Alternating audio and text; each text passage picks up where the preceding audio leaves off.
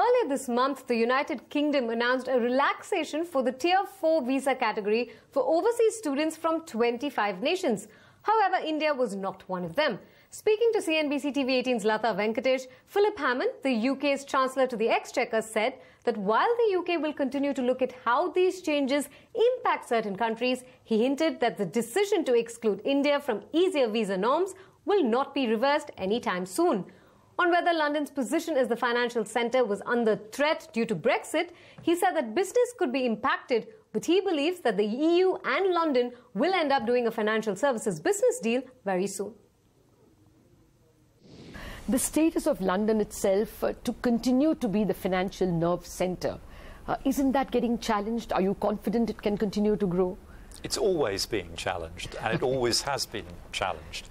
When you're number one in any game, somebody will always be trying to overtake you. But London has got where it is and stayed where it is by being innovative and agile, always scanning the horizon for the next thing that's coming, whether it's green finance or masala bonds, renminbi internationalization, making sure that we're always ahead of the game.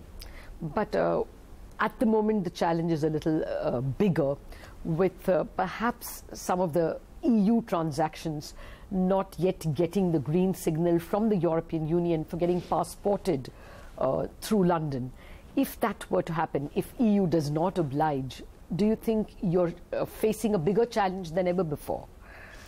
Well, London has had many points in its evolution as a financial centre when we've had to make decisions and to grow one part of the market rather than another. About 24% of the UK's financial services business is EU facing. And if that business, some of that business shrinks, that will obviously be an issue that London has to deal with. But we have many other opportunities as well. We have a huge footprint in recycling savings balances from emerging economies which are growing very, very fast. And there are new opportunities arising in our financial services trade with countries beyond Europe. So we have choices about where to place our emphasis in the future. And by the way, I'm very confident that we will end up doing a financial services deal with the European Union, because it makes sense for European businesses to be able to access the financial services provided from London. Recently, of course, the fact that India did not figure in a list of easier documentation for Indian students has caused a lot of heartburn. Will there be any rethink on the part of the UK government?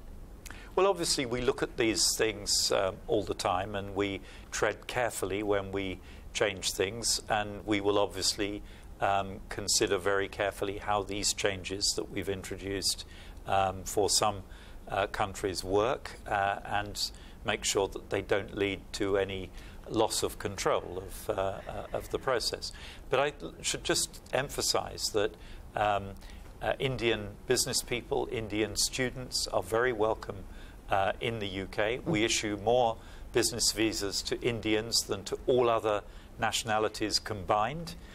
So there are a huge number of Indians travelling to the UK to study, to work. Last year, the number of students grew by 30%, and we want to go on growing those numbers. Will anything be done to ease our rules, especially for students? Well, for highly skilled workers, for example, where we have a visa, Tier 2 visas, as we call them, which do have a cap on the numbers, we've just announced that we will take doctors out of that cap. That frees up about another 8,000 places, as it were, and makes it easier for people with, for example, software skills that want to go and work in the UK to do so. And we welcome skilled workers in the UK. But we'll always look at specific cases, and in the cultural industries, we have a separate visa category that allows you know, sports and cultural stars to come into the country for temporary periods for work.